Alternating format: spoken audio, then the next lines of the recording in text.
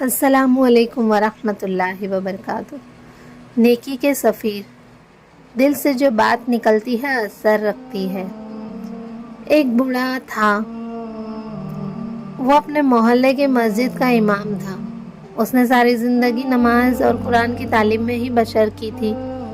एक दिन उसे महसूस हुआ कि नमाजी रोज़ बरोज़ कम होते जा रहे हैं। वो उनके बारे में बड़ा परेशान था।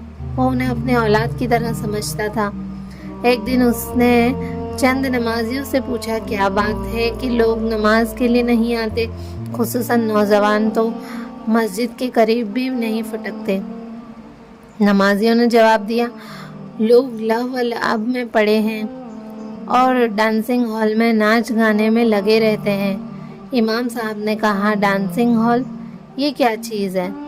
एक नमाजी बोला, एक बहुत बड़ा कमरा होता है, उसमें लकड़ी का लंबा चौड़ा स्टेज होता है और उस पर नौजवान लड़कियां थिरकती है, मटकती है और बेताब होकर नाचती है।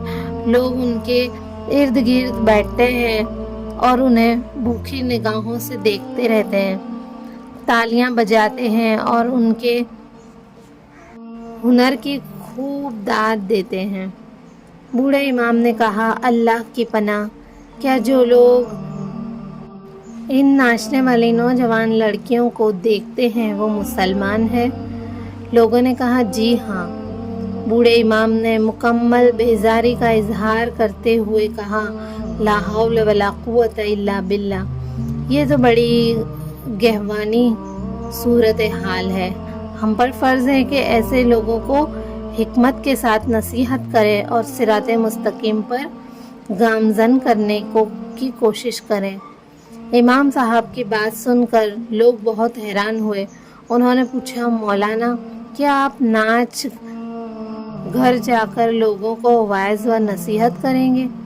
बूढ़ा इमाम उठा, मस्जिद से निकल गया, कहने लगा, आओ मेरे साथ, हम डांसिंग हॉल चलें।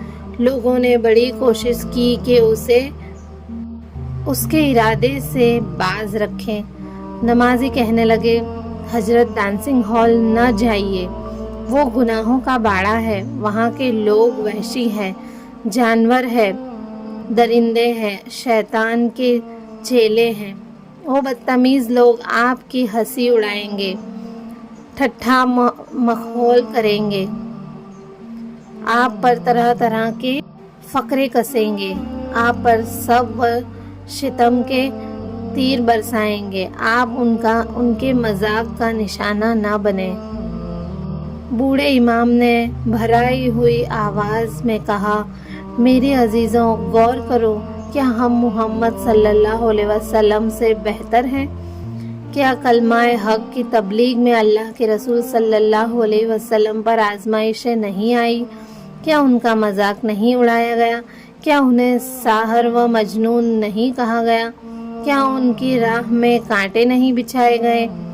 कौन सा जुल्म और कौन सा सितम है जो आलिम इंसानियत की इस सबसे बरगुज़ीदा हस्ती पर रवा नहीं रखा गया? फिर हम और तुम क्या चीज़ हैं? फिर बूढ़े इमाम ने एक नमाजी का हाथ पकड़ा और कहा, मुझे डांसिंग हॉल का पता बताओ।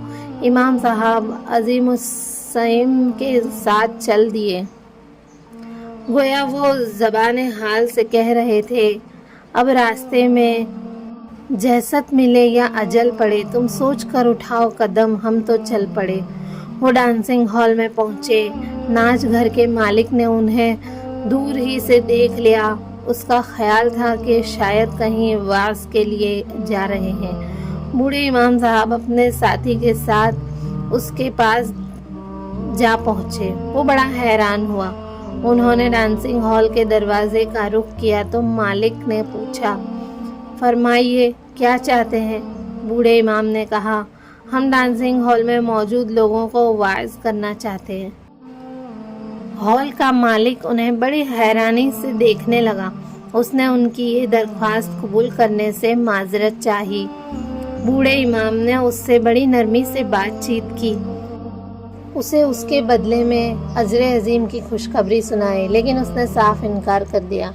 امام صاحب نے کہا آپ مال و زر کے پجاری ہیں، چلے ہم آپ کے اس شو کی رقم ادا کرتے ہیں۔ امام صاحب نے اس کے پورے شو کی رقم ادا کر دی۔ مالک راضی ہو گیا اور امام صاحب سے کہا آپ کل آئیے جب شو شروع ہوگا۔ اگلے دن شو شروع ہو چکا تھا۔ لوگ پورے انہماک سے ڈانسنگ ہال میں بیٹھے ہوئے تھے اور اسٹیج بھی شیطانی آوازوں سے گونج رہا تھا۔ شیطانوں نے لوگوں کے دلوں پر مکمل طور پر قبضہ جمایا ہوا تھا اور لوگ تالیاں بجا رہے تھے۔ اچانک پردہ گرا اور پھر اٹھا تو لوگ یہ دیکھ کر حیران ہو گئے کہ بوڑھا امام پروقار انداز میں کرسی پر بیٹھا ہوا ہے۔ امام صاحب نے بسم اللہ پڑھی، اللہ تعالیٰ کی حمد و ثنا بیان کی، پھر نبی کریم صلی اللہ علیہ وسلم کی ذات بابرکت پر درود پڑھا اور وعظ کا آغاز کر دیا۔ لوگ ہکا بکا رہ گئے، ایک دوسرے کی طرف دیکھنے لگے۔ بعض لوگ ہنس رہے تھے، بعض لوگ تنقید کے نشتر چلا رہے تھے اور بعض لوگ ٹھٹھا مذاق کر رہے تھے، لیکن بوڑھا امام نے ان کی طرف توجہ نہ دی اور وعظ و نصیحت کا سلسلہ جاری رکھا۔ بالآخر حاضرین میں سے ایک آدمی کڑک کر بولا، لوگوں چپ ہو جاؤ۔ ہر طرف سناٹا سا چھا گیا۔ لوگوں کے دلوں پر سکینت نازل ہونے لگی۔ ہنسی مذاق کی آوازیں رک گئی۔ اب ہر جانب امام صاحب ہی کی آواز گونج رہی تھی۔ انہوں نے لوگوں کے سامنے آیت خشیت تلاوت کی جن سے پہاڑوں پر بھی لرزہ طاری ہو جائے۔ پھر انہوں نے انسان کی بھلائی اور خیر خواہی کے سب سے بڑے آرزومند حضرت محمد صلی اللہ علیہ وسلم کی حدیث مقدس بیان کی۔